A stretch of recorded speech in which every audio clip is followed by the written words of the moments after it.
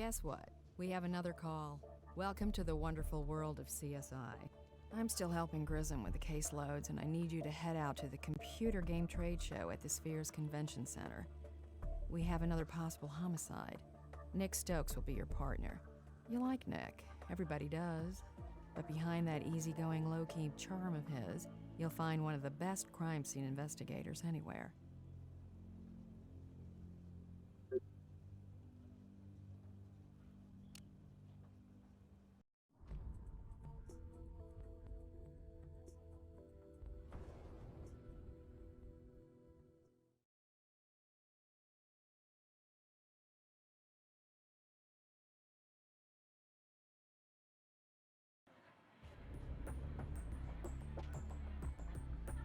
Hey, I'm Nick. You into video games? Hope you like the shooting ones, because that's what we've got here. Vic took 3 hits, 2 in the torso, 1 between the eyes. Also, it's uncommonly warm in here. Feels like around 90 degrees. Not normal for a showroom floor with electronics. So, let's see what we can learn.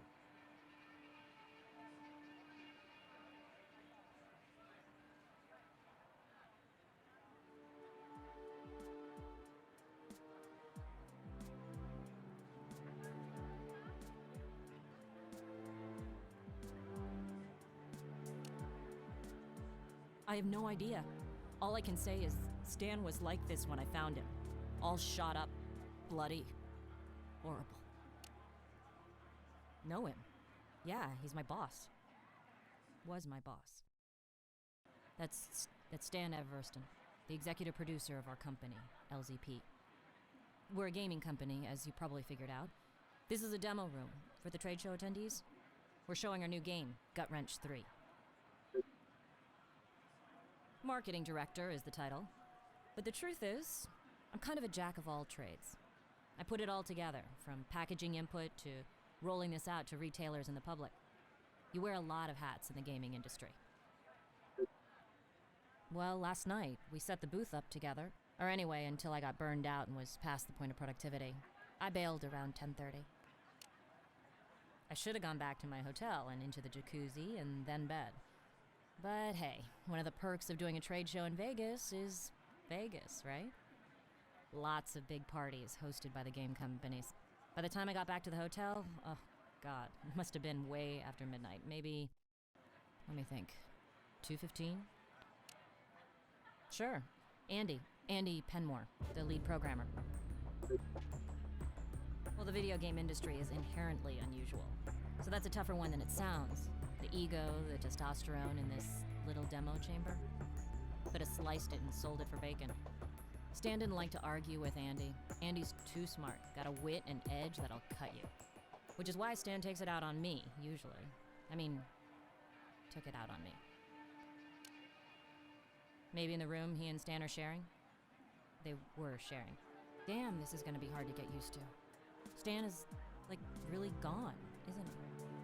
Gonna take some time to process that. But yeah, you should try his hotel room.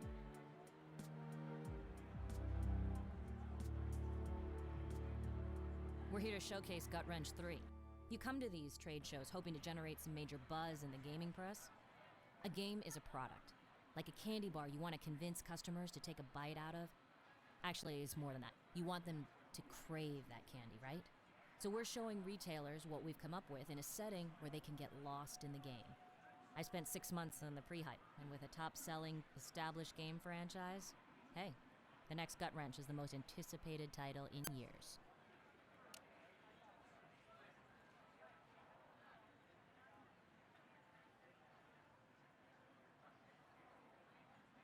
Gut Wrench 3 is going to change the face of first-person shooters forever. The new dynamic incapacitation system and improved spatter physics has taken this franchise to a level of realism that was impossible when Gut Wrench 1 launched. We're the best first-person shooter on the market. No, we're a few weeks away. Truth is, we already have commitments from most of the retailers here. Our primary goal now is to generate buzz, to encourage buyers to up their orders. Trouble is, we still have critical bugs to fix. And with Stan gone, who knows if we'll make the launch date.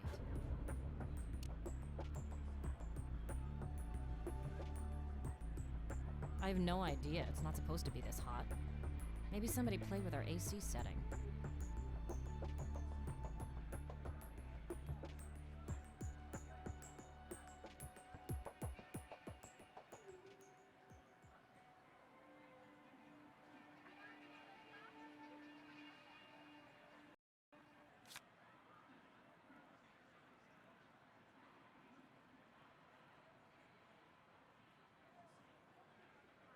I've heard of life imitating art, but this is taking it a little too far. Can't be a coincidence that our Vic's body was found in the same posture as the guy on the poster.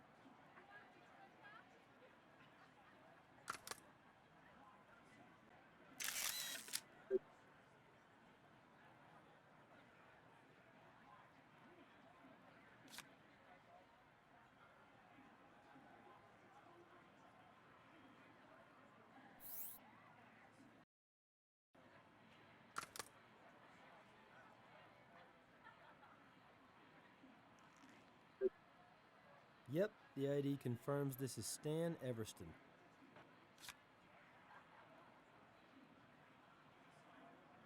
The blood pool under the victim is smudged, indicating the body was dragged to this spot, probably posed.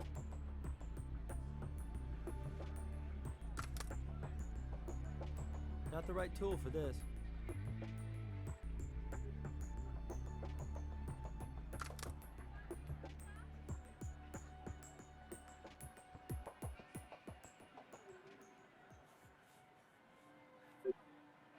This needs attention ASAP. Let's use the mobile analysis unit.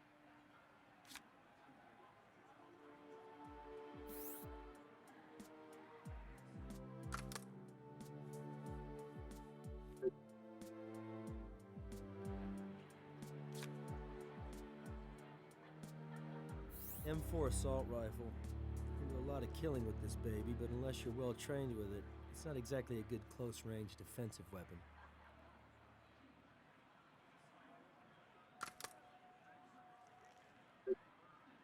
Here we have an empty mag and chamber, and no GSR, so this puppy hasn't barked in a while.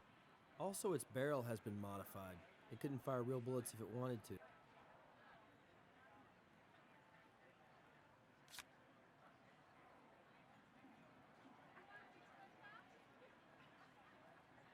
I'm not a medical examiner, but this looks like a handgun shot at close range. You should check for gunshot residue to be sure, but I'll bet you already knew that. From now on, I'll put any GSR samples we recover in a place where we can both access it.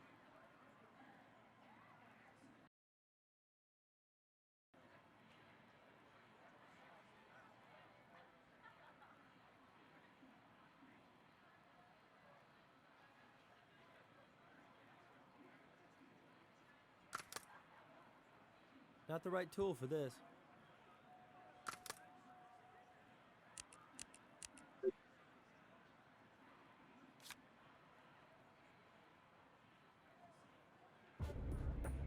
You know, I'll play just about any kind of video game, but I think I'll pass on this sucker. I see enough carnage on the job.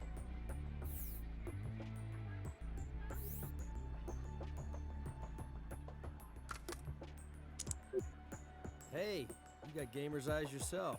A stray bullet could have a lot to say to us about exactly what went down here.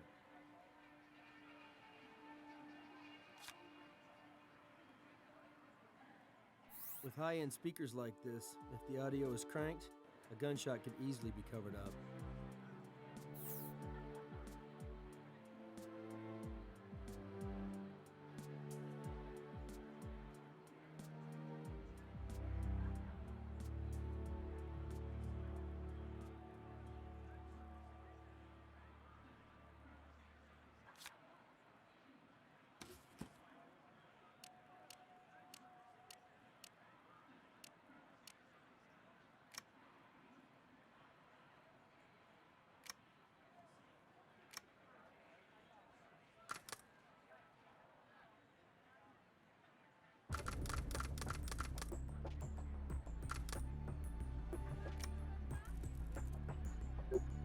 Sweet.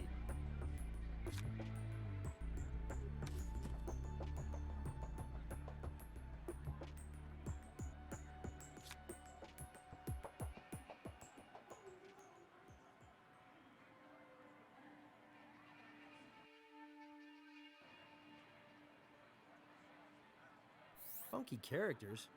Kinda doubt you'd find these two walking around inside some ultraviolet game. Wonder how this t-shirt was ripped.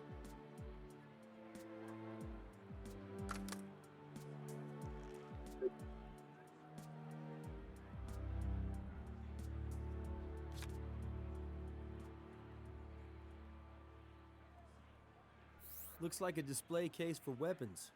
Heavy-duty weapons. I bet these are all used in the game somehow.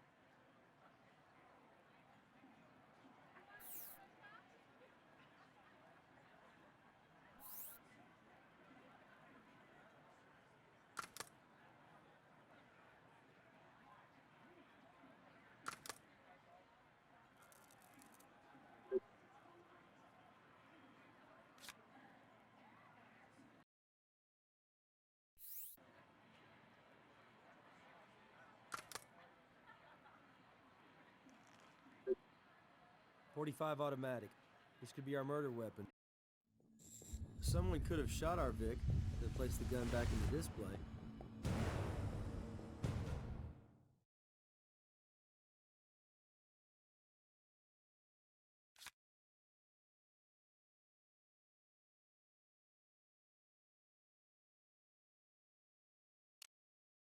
Oh, yeah, so loud. You couldn't hear yourself think, even from a distance. It's not one of ours. Our ex-designer was wearing a shirt like that yesterday. Hey, I don't do wardrobe. I'm marketing. No idea.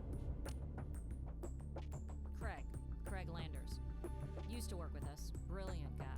He created the Fuzzy and Bill franchise for LZP. He's a little odd, but it's not really unusual for those creative types. You don't get into this business because you're normal. Honestly, I have no idea. He left before I was hired. No clue. If I had to guess, I'd say he's probably down on the show floor, trying to score free t-shirts or pictures with the booth babes. Sure, I know that'll help rule me out as a suspect. We'd like to do a gunshot residue test as well. It's standard in all gun-related investigations. Sure.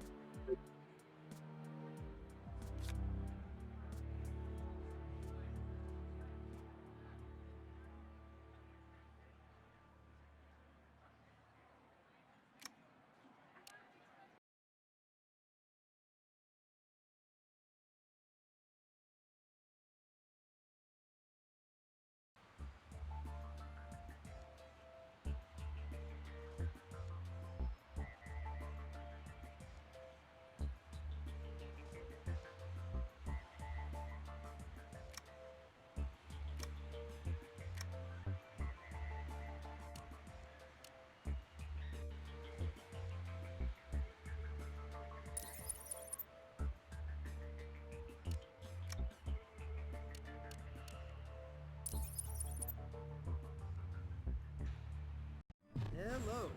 Maya Wynn had her hands on the M4 assault rifle.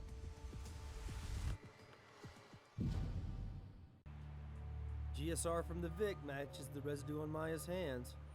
For Stan being a hands-on boss, our marketing gal got around too.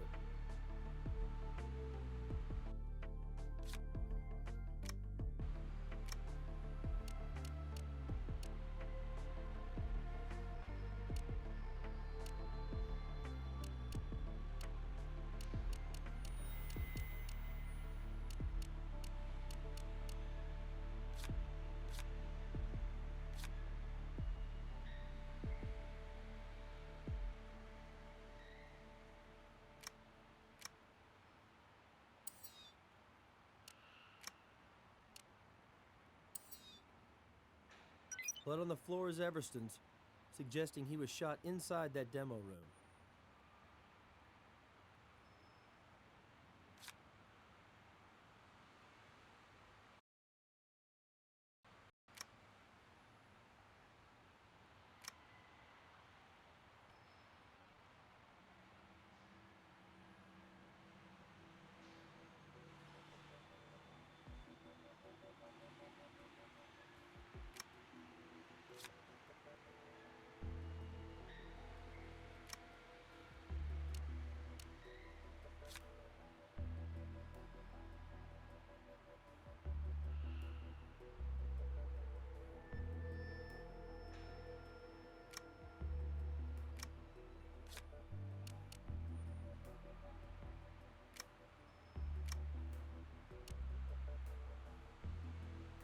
We've done all we can do with that item.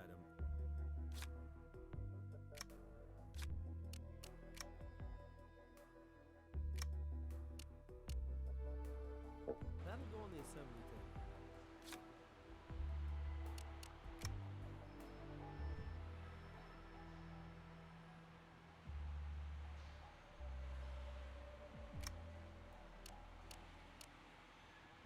We've done all we can do with that item.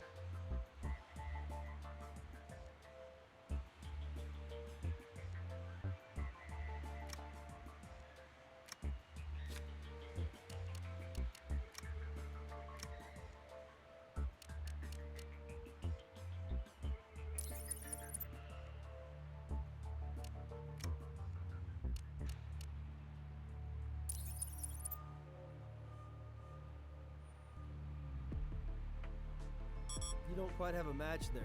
Little details make all the difference when you're doing a comparison. When you're sure, ask me for confirmation.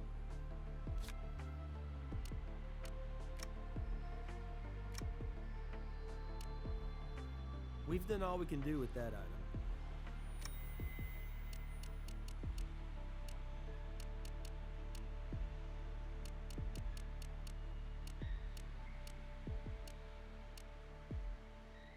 We've done all we can do with that item.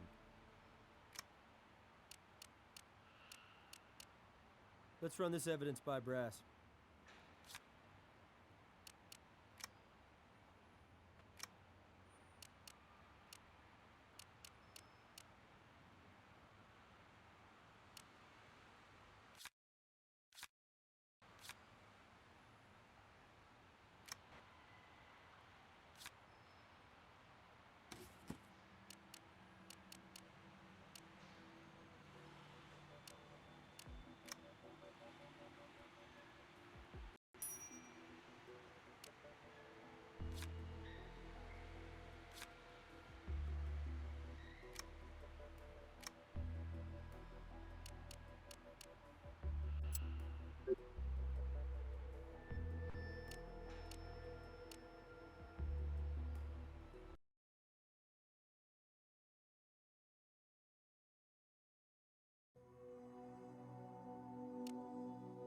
Sure, I'll send a team right out.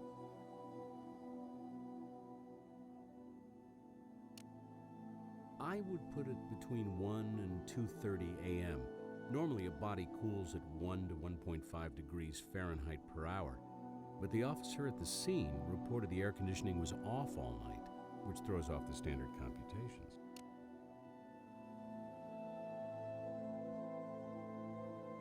With 3 shots to the body, blood loss collected from the floor is consistent. Your victim was very likely shot at that site.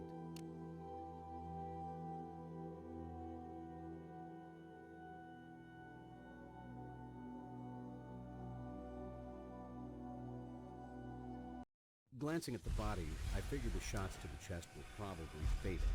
One penetrated the right lung and bounced around, filling the lungs with blood, suffocating the victim. Only that wasn't the case here. Not much blood in the lungs. The shot to the head was fatal.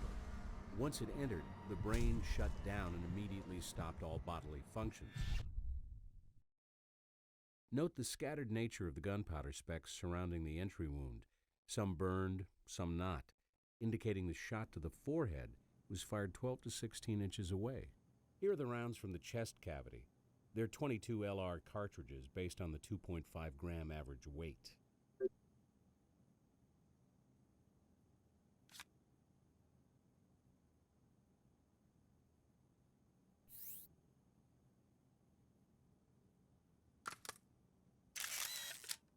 This is recent bruising within an hour or two of death, revealing a clear knuckled outline with a strange pattern.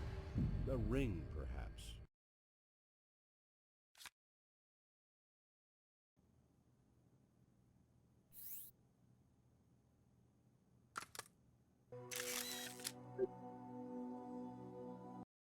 These marks are insect bites, or more precisely stings.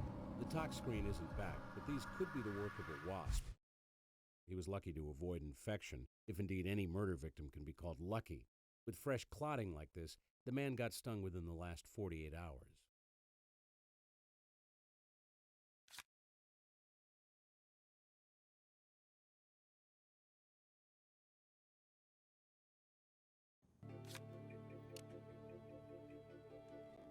I've been pulling double shifts due to the workload, but I was able to get this for you. Stan Everston. No priors, much less convictions. Pretty well off. At least enough so to live in Beverly Hills, CA. Wife's been at home all week with their newborn son. The late Mr. Everston was executive producer at LZP Entertainment. He's worked for several big companies in the game biz, worked on several high-profile titles. But he has a rep for pushing people to new heights, and sometimes pushing them too far. Finding enemies won't be a taxing task. Let me just check the computer. Okay, Mr. Everston was sharing a room with Andy Penmore. Next door is the gunslinging Ms. Maya Wynn. All checked in yesterday afternoon, Sphere Hotel.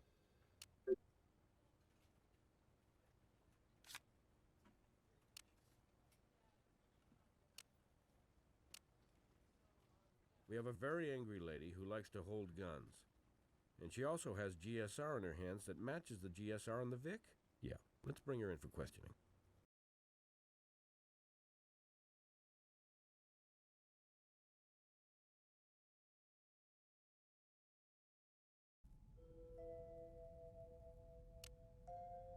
No!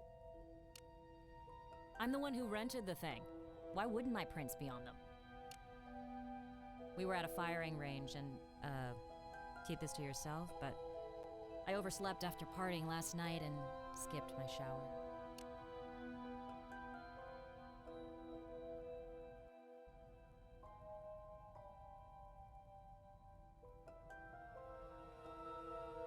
I created a team-building exercise to boost morale to blow off steam.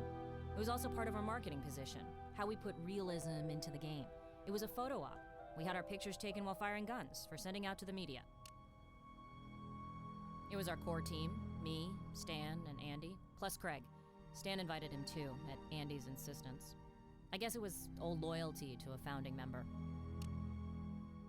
Couple of them. I kinda dig handguns, and they look good on me. Ever seen those Hong Kong action movies? Chicks with guns? I started with a .22, but it just didn't do it for me. So I switched to a .45. That one kicked ass. Oh, sorry. That must really sound in bad taste.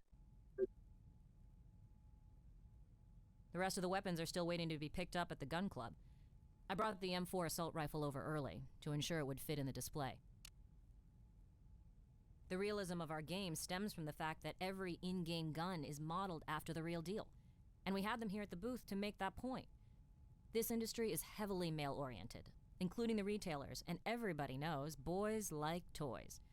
So I brought the toys for the boys to look at. No, we originally arranged to rent replica guns for the show, but when we picked them up, they all had a red cap on the muzzle. Gut Wrench 3 is all about realism. There's no way we can display weapons that are obviously toys. This was a last-minute wild idea I had, out at the gun club. I suggested we rent them from the club, and Stan loved the idea. I don't know exactly. I mean, I don't live here. I just hopped in a cab and said gun club. You're detectives, right? How about checking a phone book? Again, realism and promotion. All of us here would role-play a combat situation, right in the booth, you know, every few minutes? Which is why I'm dressed for action, and sadly, Stan is too. I don't understand. What's the point of play acting shoot 'em up? To bring the game to life, to make the buyers feel like they were inside the game, to stimulate them to see our game over every other one here. Listen, a trade show is a kind of carnival, and this was effective. And yes, it was my idea. And hey, I'd have gone farther with it if I could. I wanted to fire off blanks, but the fire marshal nixed it. Too unsafe. So you had no form of live ammunition in your play acting? Nothing.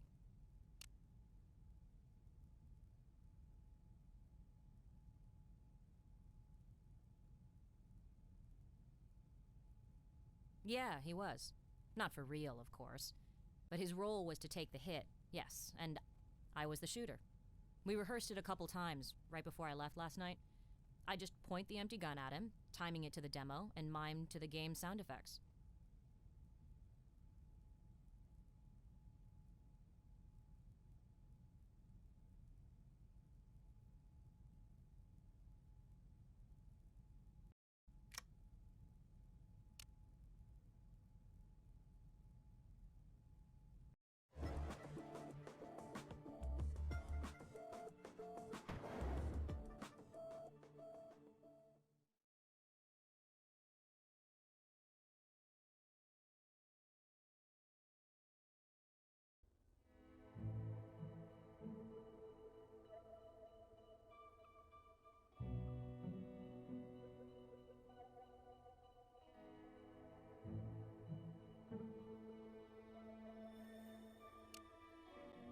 Perhaps you have some ID?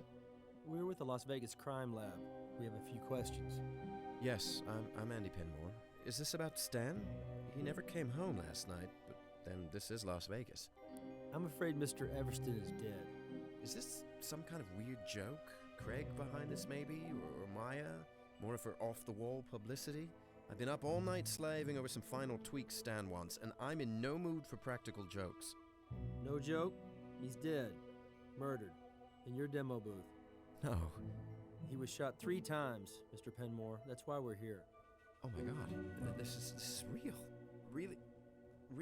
Stan's my friend. He can't... We were just together last night, so... My god. This is no game. This is real, Mr. Penmore. Just last night, in the demo room, putting finishing touches on the presentation, looking for bugs, discussing these final tweaks. God, I can't believe this. I headed back to my hotel room at around 1 in the morning. Stan wanted me to get on those fixes, and he stayed at the booth, preparing for the media demo today. No, nobody I saw, anyway. Sure, this is a disaster, personally and professionally. I'll help in any way I can. Anything you need.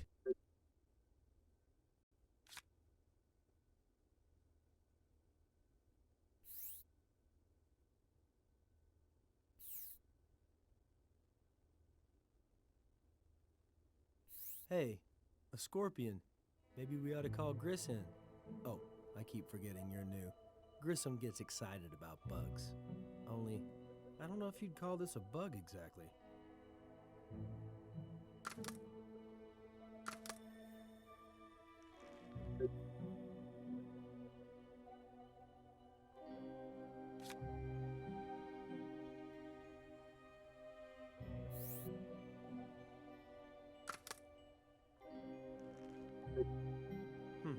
Vic had a cell number, but we didn't recover a phone from the body. Did the killer lift it for some reason?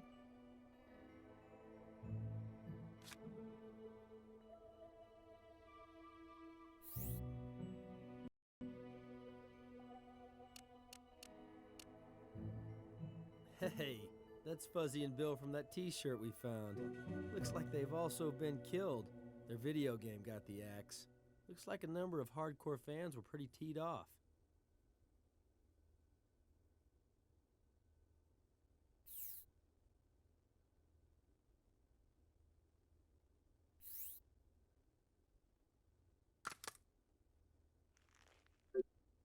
Well, Miss Wynn painted a picture of a hype machine rolling happily along, but it looks like Stan the Man was not so happy with her marketing campaign. That's pretty interesting.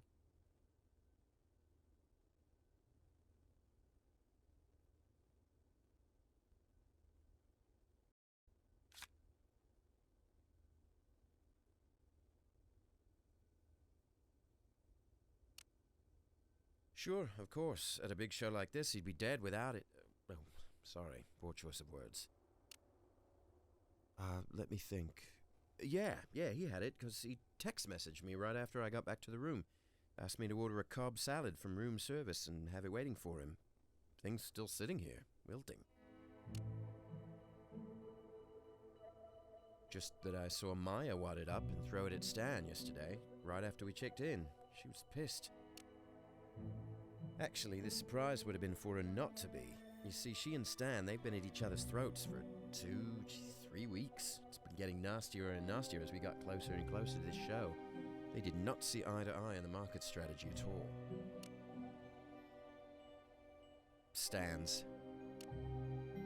Well, looks kinda bad, sort of sick at the moment, but I let this friend of ours do that as a practical joke. Thing was dead, couldn't hurt him, and Craig said Stan would get a kick out of it. Those two were always doing that kind of thing to each other, so I just went along. Hell no, it was dead. Couldn't hurt him, or me for that matter. He's a game designer who was one of the founders of the company with Stan, even before I arrived. He left about a year ago. His sense of humor is kind of out there, call it an acquired taste. For example, just before he left the company, when he was working on Gut Wrench 3, he put in a cheat code that lets you kill the boss. Of course, killing bosses is common in shooting games. At the end of a level, it's usually big bad guys or grotesque monsters or whatever. Not yuppie businessmen who look exactly like Stan Everston. You had to be there. Anyway, this was about the time Stan fired him. Gee, I have no idea. He drove here on his own just to attend the trade show and hang out with us. I couldn't give you his license under hypnosis, man. It's some SUV, American make, I think. Ask Maya, why don't you? Craig was hitting on her pretty hard yesterday, and they were getting friendly. Saw him exchange phone numbers.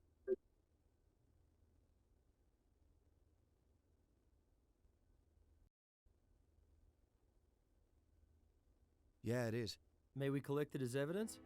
Well, I know I said I'd do anything to help out, but there is a line. I have a lot of stuff coming through here, like time-critical bug reports on the game. I'm sorry, I can't give it up, especially since it has nothing to do with Stan's death.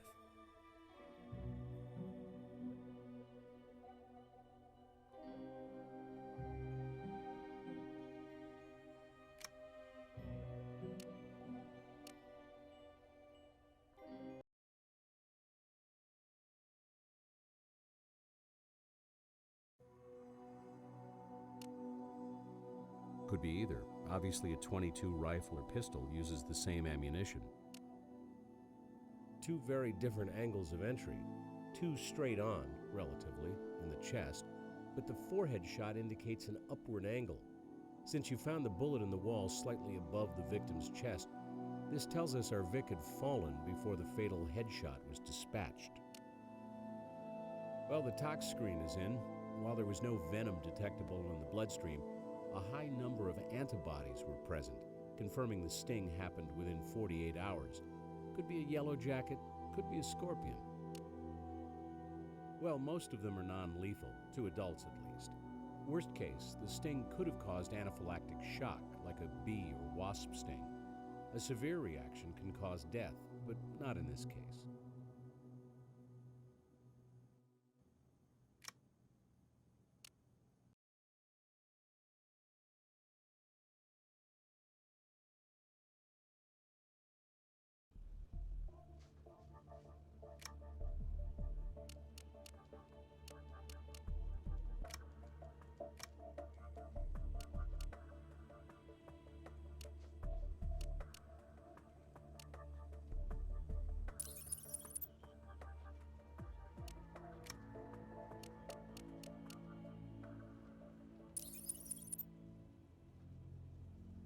You don't quite have a match there.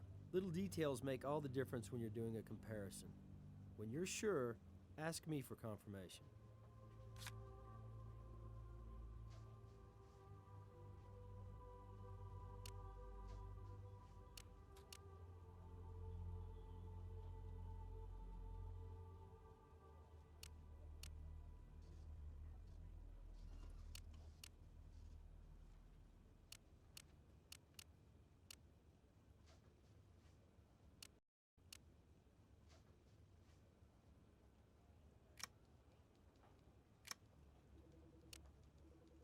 We've done all we can do with that item.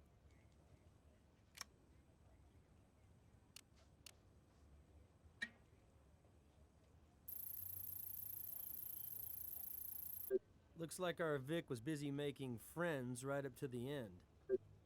With a text message this close to the time of death, this could have provoked an attack. Or the messages could have been sent after the murder. Maybe somebody used Everston's cell phone to send messages, showing off the time of death. Hey, how's the video game case going? It's not game over yet. We've got some suspects, including a high-strung marketer, an aloof programmer, and a mysterious designer. Any good physical evidence yet? Nothing substantial, but it's still early in the case. We just ran his phone messages. It looks like he sent this message just before he died. Maybe. Didn't Doc Robbins report the time of death was estimated? And you didn't actually find his phone at the scene. If Stan sent the last message just before he died, where's his phone? Maybe someone else sent that message after the murder and then tossed the phone. You know what Grissom would say. Yeah. Follow the evidence.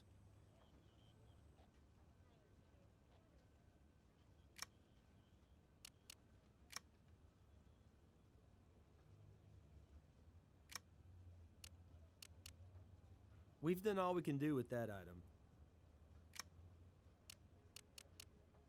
We've done all we can do with that item.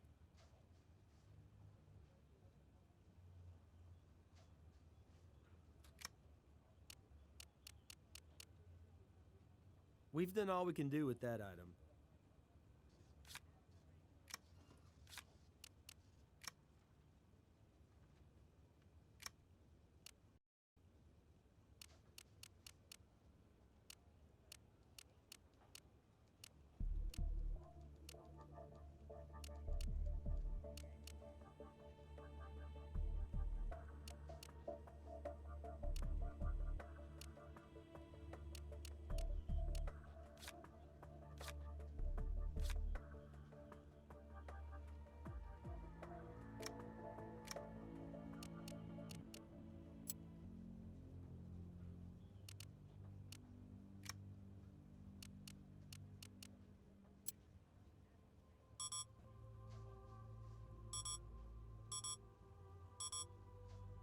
Striations from the bullet in the wall match the bullet in the victim.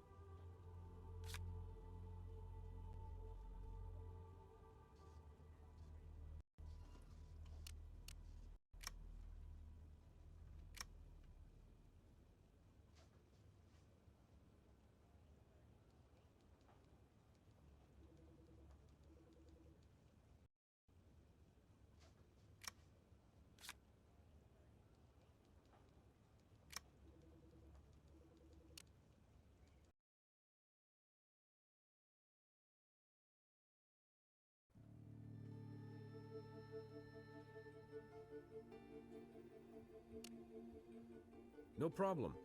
Here you go. Line of Fire Gun Club, 3727 North Ralston Avenue.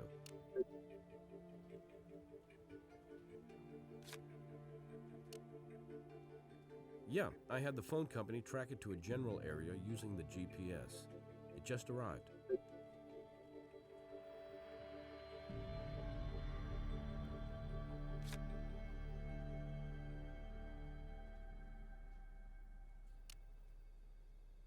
She's on her way to interrogation now.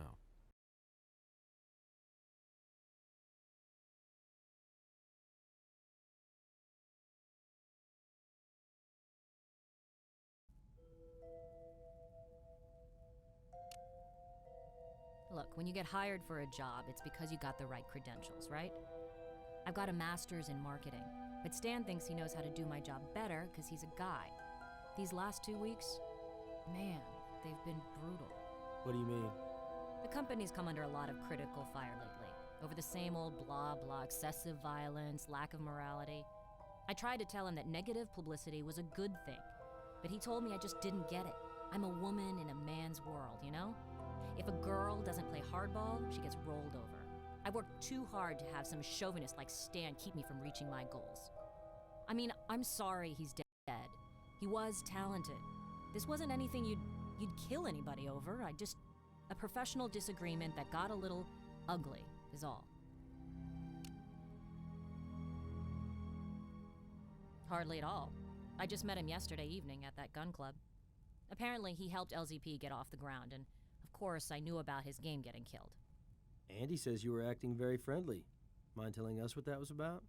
What happened to what happens in Vegas stays in Vegas? You're still in Vegas. What happened? Look, let's keep this confidential, because I got a life back home.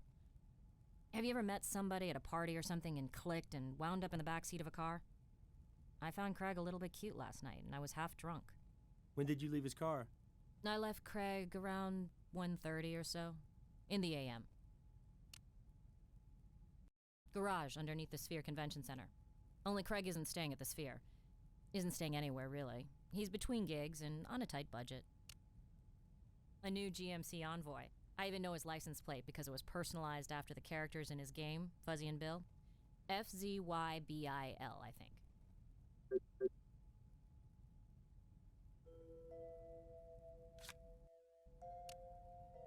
Craig started Fuzzy and Bill as an online comic, right?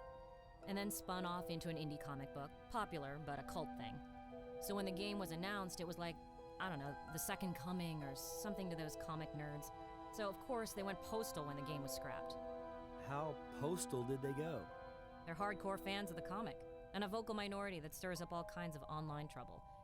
But they're still a minority, all talk and no sell-through. A few thousand crying fans is nothing when hit games sell millions of copies. I mean, have you heard of Fuzzy and Bill? What I don't get is how this Fuzzy and Bill game is tied to launching Gut Wrench 3. LZP is a successful company, for sure, but a small one. We only have so much personnel, and for that matter, cash flow. And anyway, my marketing research showed that another Fuzzy and Bill would never generate enough sales to break even, let alone show a profit.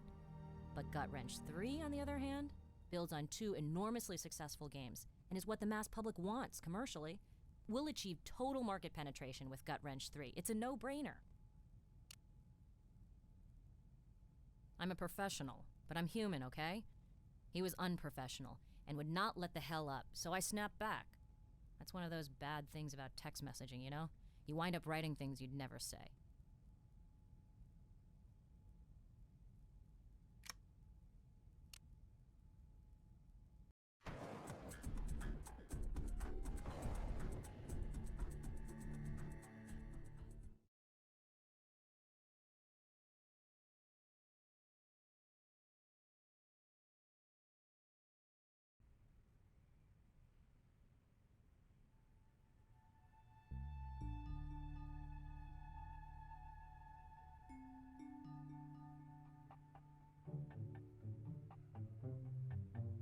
What can I do for you, officers? Las Vegas Crime Lab. We have a few questions we need to ask.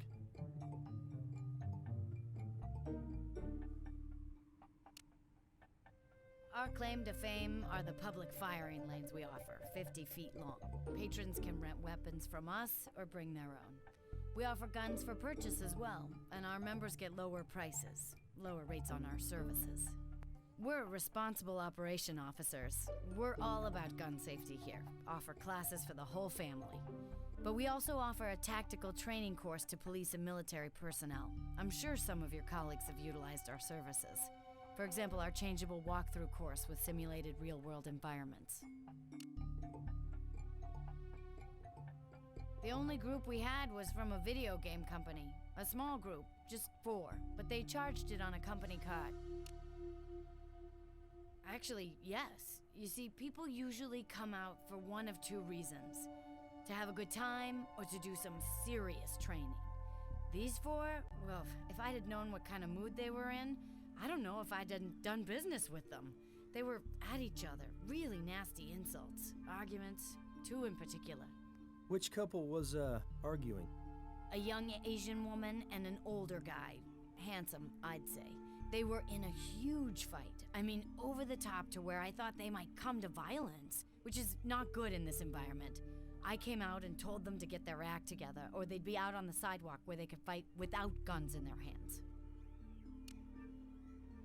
We can check the sign-in sheet for sure, but best I remember, in the evening, around 8 till maybe 10. We are pro-police here at the gun club. You guys are the first line of defense, and we back you all the way. Private lane number 1 is still in the condition they left it, so hey, do your thing. A useful list of who had brought what to the party. Set of firearms? More like an arsenal. But understand, we don't rent out functioning firearms. Well, they function to a degree, but they're modified for non-lethal pellets, for legal reasons. What kind of non-lethal ammo does it fire? Paint bullets, but not paintball exactly. These are the smaller variety pellets used in high-tech tactical training. These suckers pinpoint. And just because you can't get killed doesn't mean you want one of these paint pellets pelting you. They leave a whale of a welt. No, not without substituting a real barrel onto the weapon, and even then a special adapter has to be installed. And, well, it would be more trouble than it's worth. And we don't rent the real barrels out, if that's what you're thinking. Seems to me one of them did, but I'm hazy on who and what caliber the weapon was. I mean, I see so many guns in this place, but it'll be on the sign-in sheet. We're all over it when somebody brings their own gun into our space. Now that you mention, the one who seemed to be the boss, fella who paid for the session, Stan Everston, he bought a .45 auto and some ammo for it.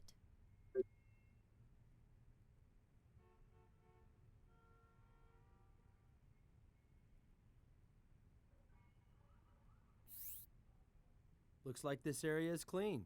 Way to be thorough.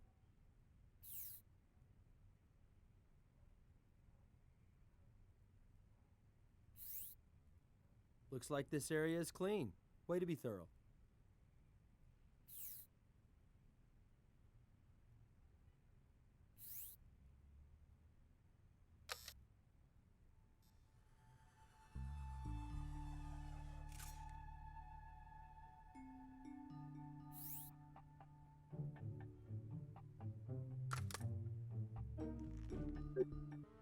Wow, look at that grouping.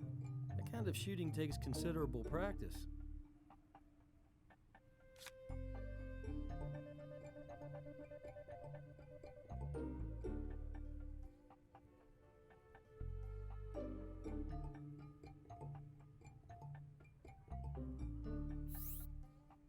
Looks like this area is clean.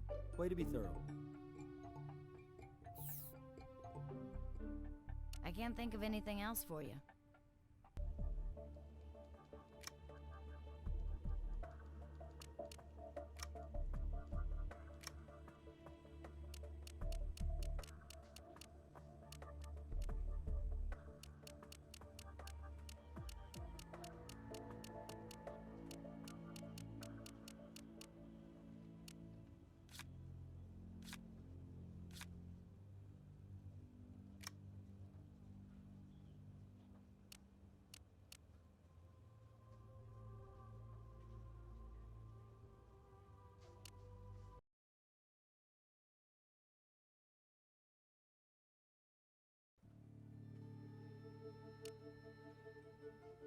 The security chief at the Sphere says their videotape puts Andy Penmore returning at 1:08 a.m. and staying put. Maya didn't get in until 2:15, giving her a half hour to do who knows what. With the hotel connected to the convention center, she has opportunity, all right. I'll get my boys to start searching for it immediately. Check back later.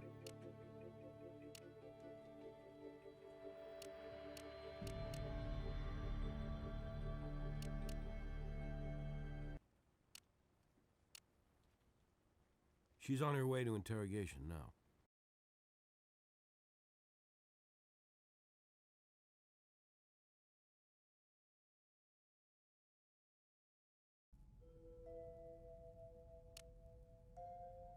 We have security video showing you getting back to your room half an hour after you left Craig's. Your hotel room was less than 5 minutes away. What, you stopped to gamble? No, I'd already gambled enough going for a one-night back seat stand. In fact, I sat at the curb and just held my head in my hands and thought about my life and my kid, and I said I was human. A tired human who let go for once. Fresh air felt good. They had a lot of history before I got there, you know? Like, the attention sometimes, but There was also a bond. Almost like they could read each other's minds or something. By the end of the project, they were mostly staying out of each other's way. And, maybe I'm out of line for saying this, but I don't know why Stan trusted the guy. Word around the office was, Andy's an old school hacker. What kind of old school hacker? The kind who likes to break into stuff. Recently, I let him install a version of Gut Wrench 3 on my computer. Only since then, my machine's been working really, really slow. Andy says he did nothing, but I think he accessed my files. No. I know Craig wanted his job back. Maybe my looks and charm weren't the only thing Craig saw in me. Maybe he also wanted to know about the state of office politics. Anyway, in his car, we were griping about Stan, and Craig told me he tried to talk to Stan back at the convention center, but that it hadn't turned out so hot.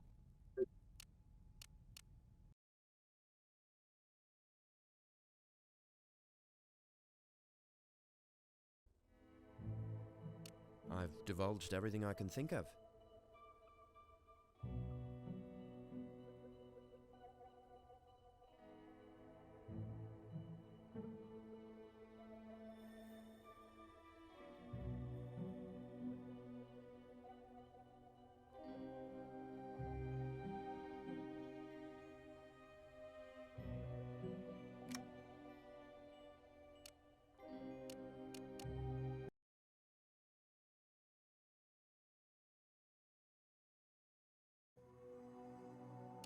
I've got nothing new to report on the Vic.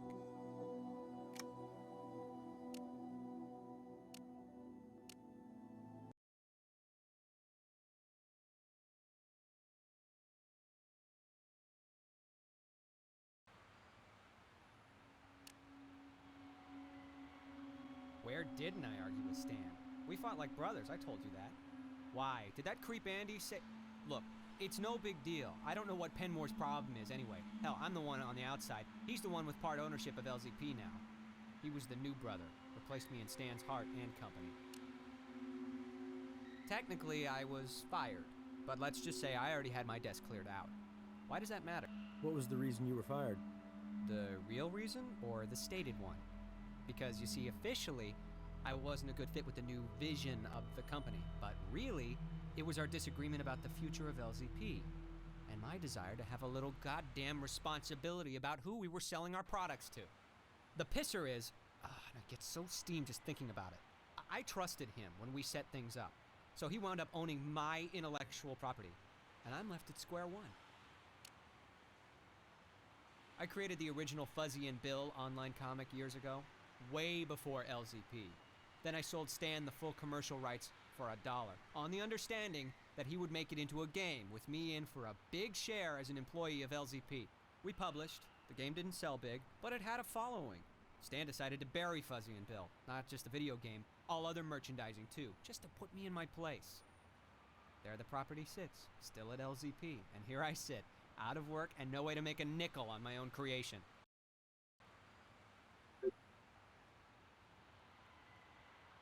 What? Oh, that. It'll sound lame, but I was out in the desert catching scorpions the other day. Little critters scurry around the rocks, and these are my, red badges of stupidity. You telling me you actually got into a fist fight would sound less lame. You could save us a step by letting us take an impression of your ring. We can get a warrant. Easy, but... I got nothing to hide. Actually, I got nothing, period.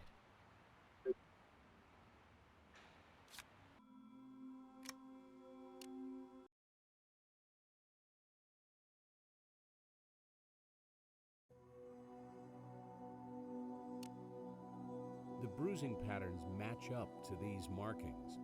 Also, the bruise had a very large white blood cell count, which only happens when the person hit is alive. That means this ring struck Stan Everston before he died.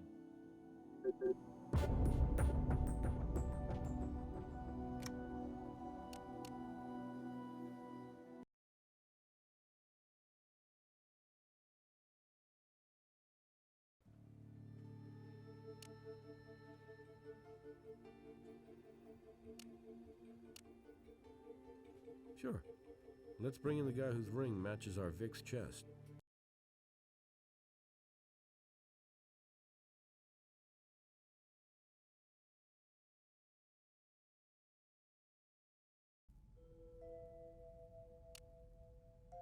Well, you tell me, detective. I let all of them, Maya, Andy, even Stan, fire my gun that night. Any of them could have screwed with it. Hey, you don't think one of them's trying to frame me for this thing, do you? Well, I think we can safely rule Stan Everston out, but I can see why you'd be pissed at Stan the man. Cancels your pet project, fires you, and keeps ownership of a company you built as much as he did. Every game company has conflicts between the creative and business side, okay? Producers like Stan don't look at a monitor and see the energy and the brilliance that go into a great game. All they see is a damn spreadsheet. He didn't hold a gun to my head and make me sell my intellectual property to him. That was my stupid fault. Well, during the party, Andy told Stan that there were new bugs with the game, and Stan, being the predictable control freak he was, had to go there and hunt down the bugs personally. He would have stayed there all night if he needed to. Not begging. Look, it was all business for Stan, and I was talent, and damn good talent. I figured he'd be able to look past our differences and see how I could positively impact his bottom line. And, hey, I admit, I thought that maybe after Gut Wrench 3 came out, we could revive Fuzzy and Bill again. How did that go over with Stan? Not so good. I pushed too hard, and we both said things that old friends should never have said. He said LZP had outgrown me, and I accused him of bad-mouthing me in the industry to where I couldn't even get a low-end job. I admit it. It got a little ugly. I accused him of exploiting every worst instinct in the gaming market, selling violence and sex, made all the worse by killing the very game that could have provided a fun alternative. And if he wasn't going to do Fuzzy and Bill, couldn't he at least sign it back over to me? He just laughed. So that's when you threatened Stan? Hoping to scare him into giving you Fuzzy and Bill back? He didn't back down even when you punched him. He took it, and then ripped your shirt as you fled. But you went back for your gun instead. With Stan gone, LZP would turn to you. You'd put the company back on track. You got it half right anyway. I took a swing at that prick. And I'm guilty of getting my butt kicked by the guy after. I just picked up what little was left of my dignity and I went back to my car.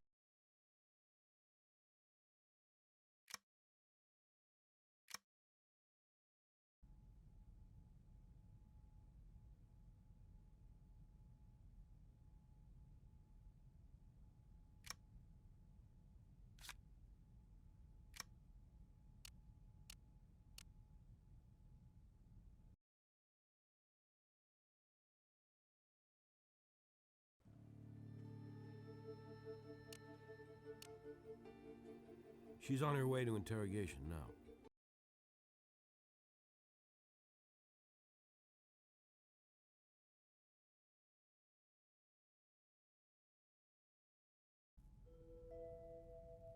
That's all I have to say.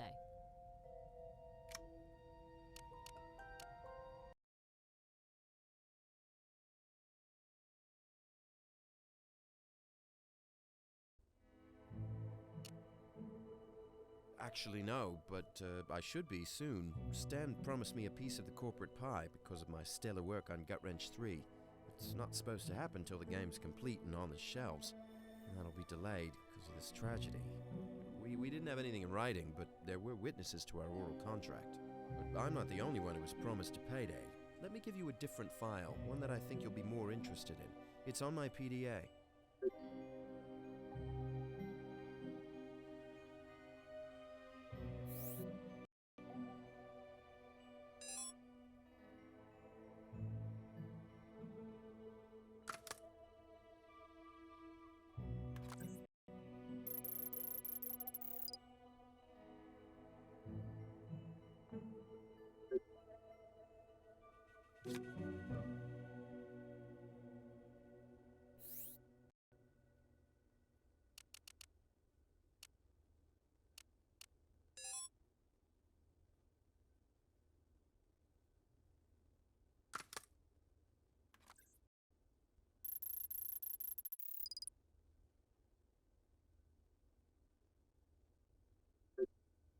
Email's corrupted. A virus, maybe?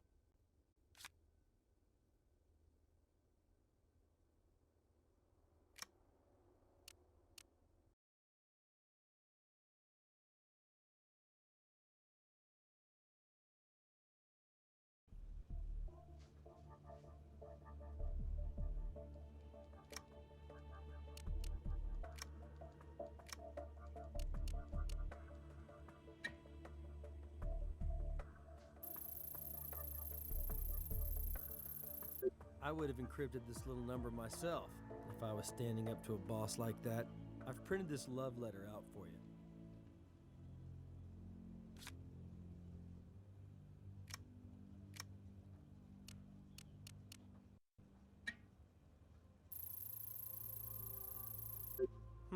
Press coverage of Gut Wrench 3 is tied to Maya Wynn's payday. The bigger the media splash, the bigger her bonus. However, note that it was encrypted. Andy didn't just get this forwarded, he hacked it.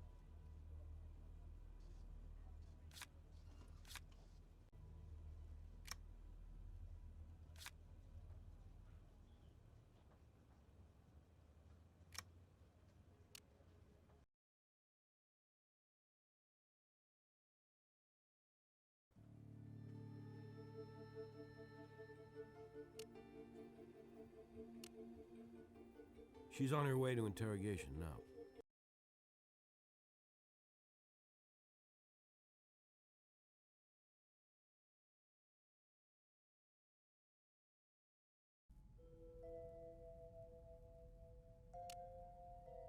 I didn't threaten his ass. He was pushing too hard, and I told him to back off. That's no threat. So when you say, keep pushing and I will push back, you meant that in the nicest way. All I meant was, clean up your act, or I'm out of here. Listen, these video game guys, they're kids. Eternal kids. Well, I'm not a kid, but I do have a kid, a 10-year-old, who I like to see now and then on the rare occasion. And as a single mom facing week after week of extended periods of crunch time, well, enough's enough. It's just not worth it. How about a boss who demands everything and doesn't appreciate anything? A micromanager who changes his mind with the wind and saves up the biggest changes for the last minute. The smallest concern, the biggest ordeal imaginable. How's that for a complaint? Anything else? Well, Stan would go on and on and on about needing to get real, to bring the gritty reality of combat into not just the game, but my campaign, while dealing with a media backlash as well. So how can you reason with a guy like that? You tried at the gun club and it was like shooting blanks. So you decided to shoot him with something else. And here's where I break down, right? Under your expert interrogation? Sorry. I hated the jerk. He was driving me insane, but I didn't kill him.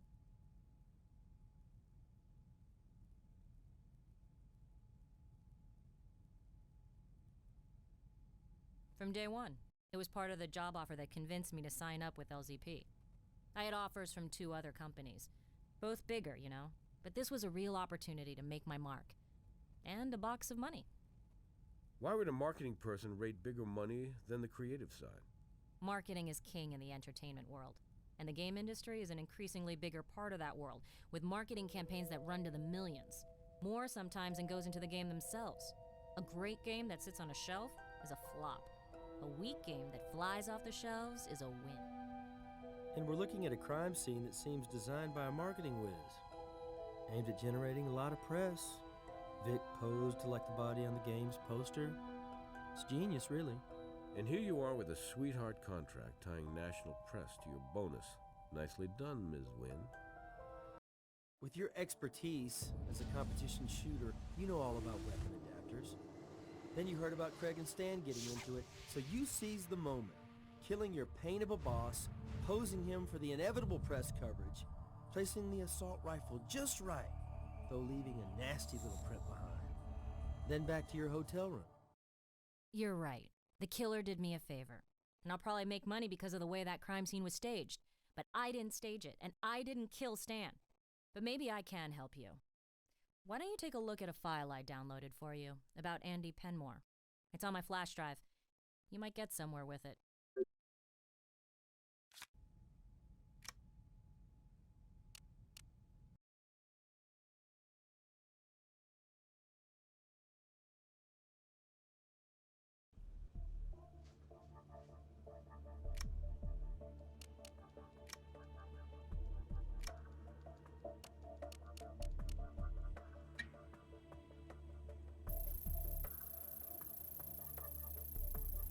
Let's run this evidence by Brass.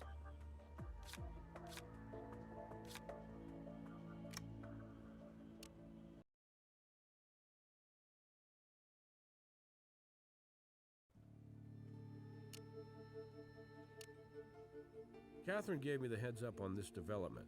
Our convention center security pals used a metal detector around where that cell phone was recovered.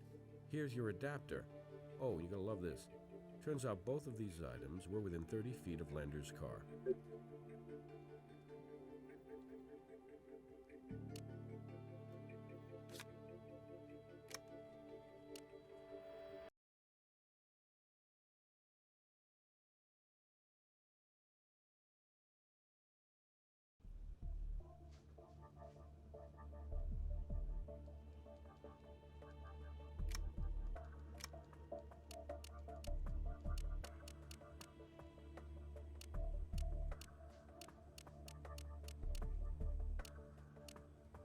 There's more to do with this evidence before we can process it.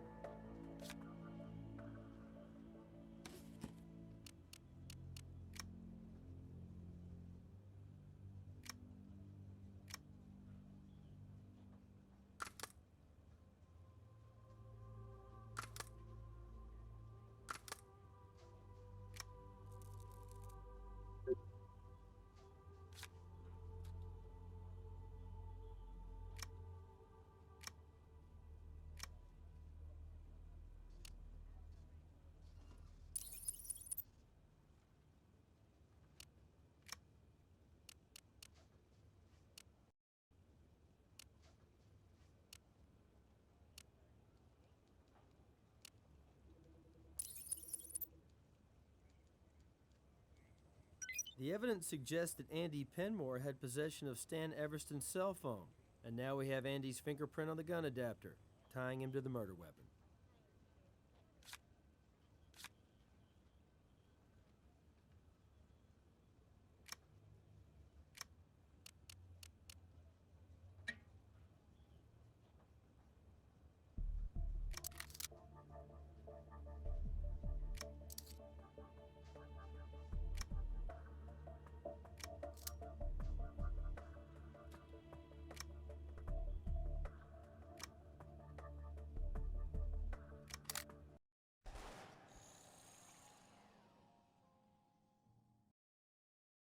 Good job. Next stop, ballistics lab.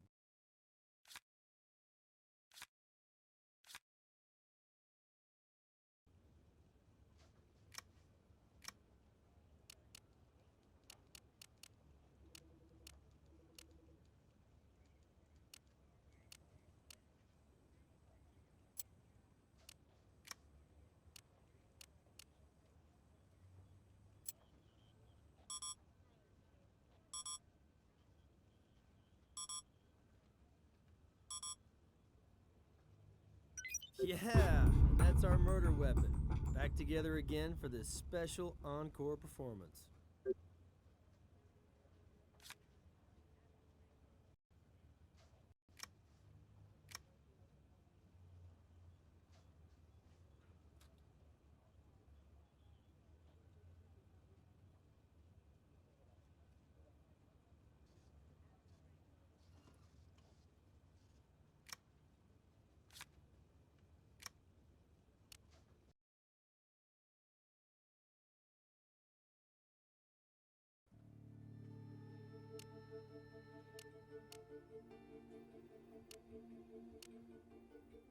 Andy's prints are on the Vic's cell phone and on the murder weapon adapter.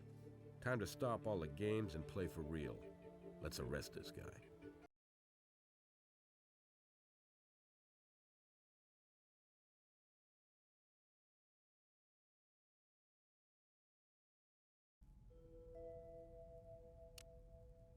As much, more. Try 8 days in a row. My eyes are burning right now from sitting at a monitor, making this game fly. Was that what you bargained for? Actually, yes. Everybody in the game industry knows that long hours is part of the deal. I'm in this field because I love it. I'm a lucky guy, making games for a living. What is this, some stupid attempt to entrap me? It's no fake, Andy. Well, then Stan Everston was a fake. If this is true, he was planning to renege on my piece of the action. Bastard lied to me. If I'd have known this, you really would have a right to look at me as a murder suspect. But I didn't know, and I didn't kill him. Though I'd like to strangle his ass right now. Well played, Andy. But a gifted hacker like you? You've known about that email all along. You're reaching, but you aren't touching anything.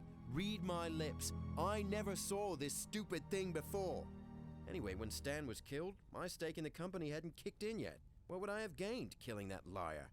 You didn't have a stake yet, and you found out you never would, not unless you removed Stan and brought in witnesses who heard his oral contract to you.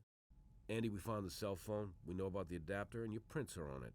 Then there's the little matter of you being the last one to see Stan Everston alive. I wasn't the last one to see him alive. The killer was. You don't play this game at all well, guys, but good luck to you. Everybody's got to start somewhere. Am I free to go? How could I do that from my hotel room, which is where I was when he was killed? Sure you were. There's no proof of that, by the way, just flimsy setups from you to make us think you were there. If that's the best you can do, I can't wait to see you try to build a case on air like this in court. You're right, we don't have the evidence we need, but we have a lot of testimony. Help us find the real killer, since you're innocent and all. I see. You pretend to ask for my help when you really want me to try to incriminate myself, give you false testimony on facts so you can trip me up. If I don't, then I'm unwilling and you hold me longer. So, I'm game. I'll help you. Okay, well then, who convinced Stan into inviting Craig, persona non grata, to the gun club party? I did. I don't deny that. Who also told Craig to bring his own .22? Who ensured Stan bought and brought his .45? Who researched how weapons work in the real world? Who told Stan there was a last-minute problem with the game, ensuring he would stay late at the demo center? I did, but none of that means I killed him, of course. Well, I'm just getting started. Who knew that an adapter for both a .22 and a .45 would be needed for this coincidence? Who knew Maya not only had a PR bonus, but was also an expert shot? Who was ready with flimsy alibis when the others decided to hook up on an accidental meeting? Who set this whole thing up months in advance the minute you found that email telling you your payday was gone the way of floppy disks? You can't prove that. Let me walk you through what we can prove, thanks to your help. By ensuring both the .45 and the .22 would be at the club, you could grab a few of Craig's bullets. When you told Stan there were problems with the game, he gave you the .45 and the ammo to take back to the room while he went to the convention center. You walked through the lobby so the cameras could see you, entered the room, ordered your movie, modified the gun, and then snuck out. Once in the demo room, you cranked up the game audio and shot Stan twice in the chest and once in the head. Then, you staged the crime scene to potentially throw blame on Maya or maybe just some disgruntled fan. You also turned down the air conditioning to further confuse the time of death. You switched out the adapter, wiped the .45 clean, and returned it to the gun case. Then you grabbed Stan's cell and punched in your second alibi and bolted back to your room to order that alibi salad. You wiped off the phone and adapter, and the next morning, you ditched them near Craig's car. Easy to find, right? However, in your haste, you left partial prints on both items. Then it was off to the convention, from one con right into another. You see, Andy, we're not trying to get you to incriminate yourself. You said that you'd help us. The truth is, we don't need anything from you. We know what you did, and we know how you did it. Combined with all the physical evidence we got on you, we have everything we need. No, you'll never make this play in court. This murder was all a game to you, wasn't it? But there was a glitch in your programming. It's your sick ego, and that's a bug you'll never get out of your system.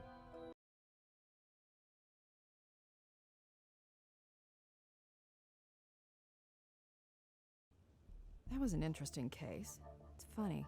Andy tried so hard to control every detail to cover up his involvement. And since you uncovered that every detail was controlled by him, that was the break we needed. Physical evidence is strong, but it's the context of that evidence to the events that makes it the strongest. Well done. Let's move on to your case evaluation.